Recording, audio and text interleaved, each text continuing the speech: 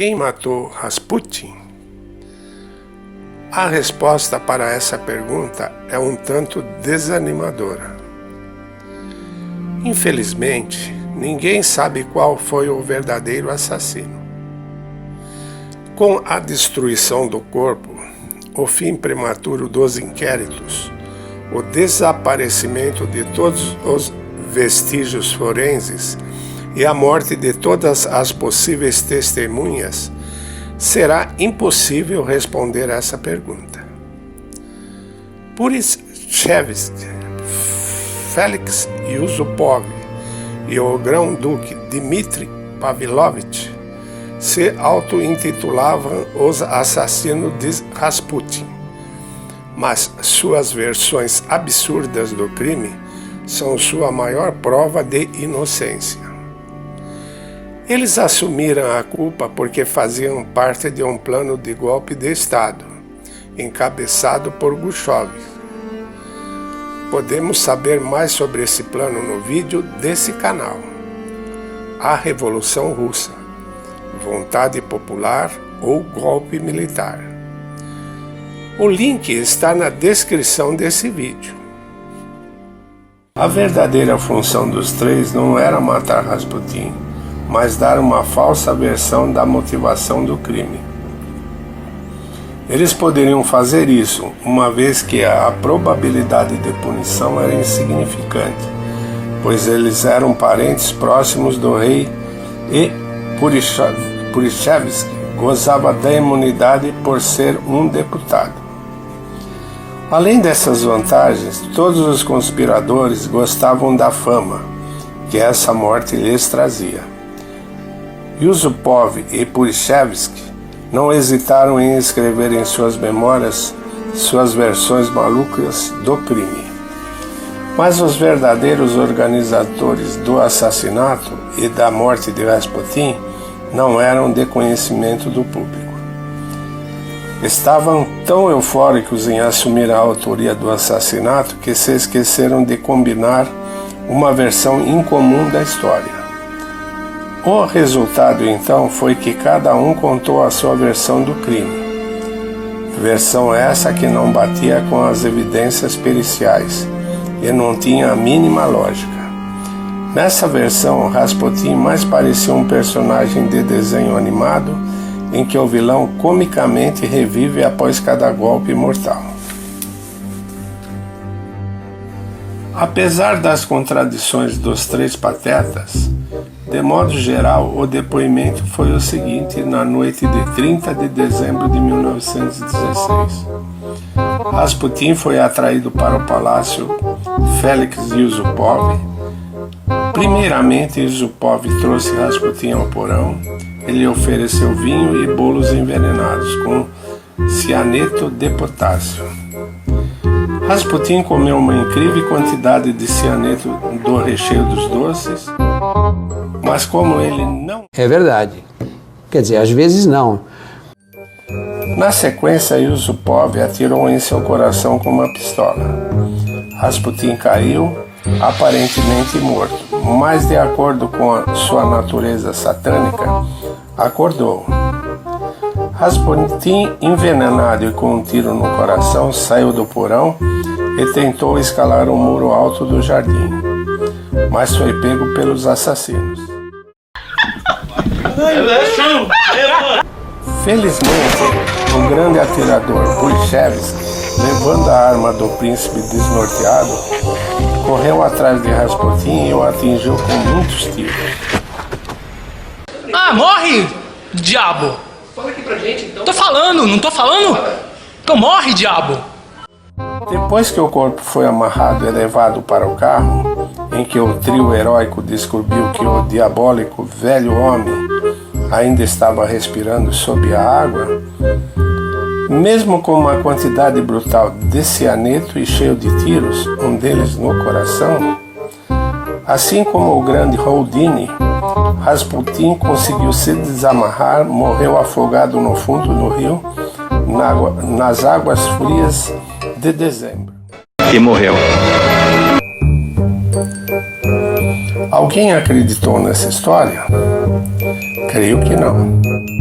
Véi, que viagem é essa, véi? Esta, que é considerada a versão clássica do crime, não tem nada a ver com a realidade. A primeira discrepância é que Rasputin nunca comia doces, odiava doces, bolos e outras delícias de confeitaria. Em suas próprias palavras, ele afirmava: "Eu não como esta escória." Sua filha relatou que em toda a sua vida ele comia apenas peixes, saladas, pão e a carne, tão pouco quanto possível. Outro argumento bem convincente é que 70 mg de cianeto de potássio mataria qualquer ser humano, e mesmo que tomasse uma dose menor e não morresse, sofreria danos cerebrais e não conseguiria correr e pular muros. E devemos lembrar que durante a perícia não foi encontrado veneno no corpo. Em sua autópsia, o professor Kozorotov declara que a causa da morte foi uma hemorragia devido a um ferimento à bala no estômago. O disparo foi feito a queima-roupa no estômago e no fígado. No cadáver também havia um ferimento nas costas e na testa. Já no depoimento de Yusupov, mesmo com uma ferida mortal, Rasputin ainda conseguia sair do porão e correr até a porta. Em segundo lugar, Purichevsky diz que Rasputin fugiu, recebeu um tiro nas costas e caiu de bruços.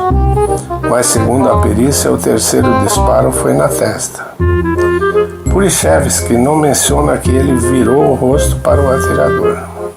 Outro detalhe importante é que o corpo de Rasputin foi encontrado com um casaco de peles. Se ele estivesse dentro do palácio onde há calefação, teria tirado o casaco. Isso também indica que ele pode ter sido assassinado na rua ou em uma área externa. Da mesma forma, podemos adicionar que os assassinos Yusupov e Purichevsky descreveram as roupas de Rasputin incorretamente. Yusupov relatou que ele estava usando uma camisa longa branca com flores bordadas. Já Purichevsky menciona uma camisa creme com bordados de seda. Enquanto isso, o exame do corpo atesta que Rasputin estava usando uma camisa azul bordada com abas de ouro. Também devemos lembrar que Rasputin não morreu afogado. A partir do relatório da autópsia, não havia nenhum rastro de morte por afogamento. Rasputin já estava morto quando foi lançado na água. O boato foi criado por causa de uma velha tradição russa que impedem os afogados de serem canonizados. Alguém tentou interromper qualquer tentativa de canonizar Rasputin com o argumento: ele se afogou, é impróprio e impossível. Mas o que eles ganhariam em assumir um crime que não cometeram?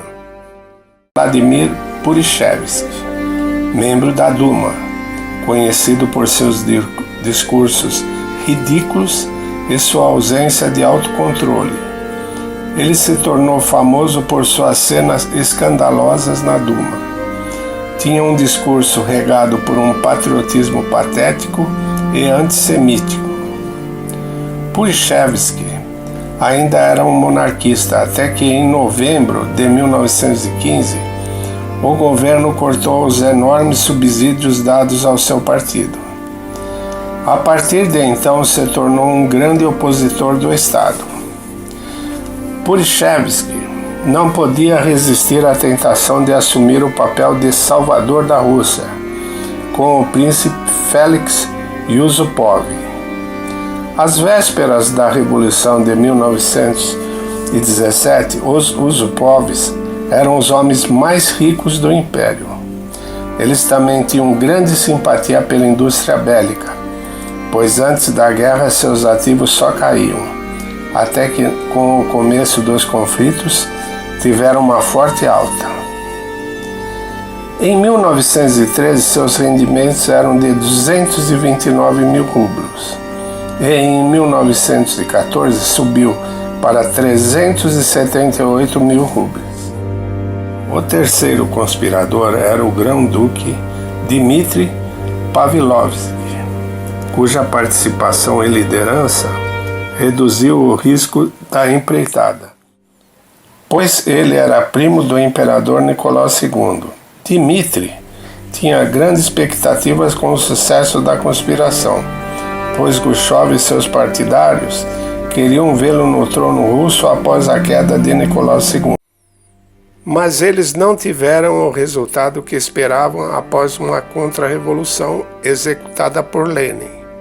Eles tiveram suas cruéis ambições despedaçadas. Vladimir Purishevich, após a Revolução de Outubro, passou à clandestinidade e tentou organizar uma conspiração para derrubar o poder soviético. Escondeu-se em Petrogrado, com um passaporte falso.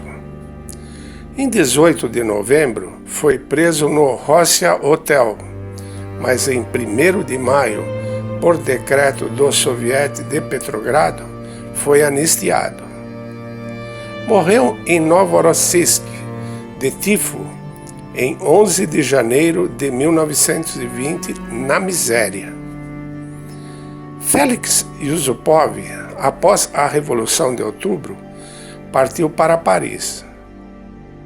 Após alguns negócios financeiros mal sucedidos em 1939, mudou-se para um pequeno apartamento em Paris, onde viveu até sua morte. Felix Yusupov morreu aos 81 anos, em 27 de setembro de 1967, e está enterrado em Paris. O grão-duque Dmitri Pavlovsky, após a Revolução de Outubro, entrou para o serviço britânico e emigrou para Londres. Por algum tempo morou nos Estados Unidos, onde se dedicou ao comércio de champanhe. Lá ele conheceu sua futura esposa. Em Paris, se encontrou com Coco Chanel. Eles tiveram um caso que durou apenas um ano. Em 1926, se casou com a americana Audrey Emery, a filha mais nova de um milionário do setor imobiliário. Dmitri Pavlovich se estabeleceu no castelo normando de Beaumesnil, que ele comprou em 1927. Ele morreu em 1942 de tuberculose e foi enterrado na Alemanha. O tema desse vídeo foi uma sugestão da nossa inscrita Marinete Santos.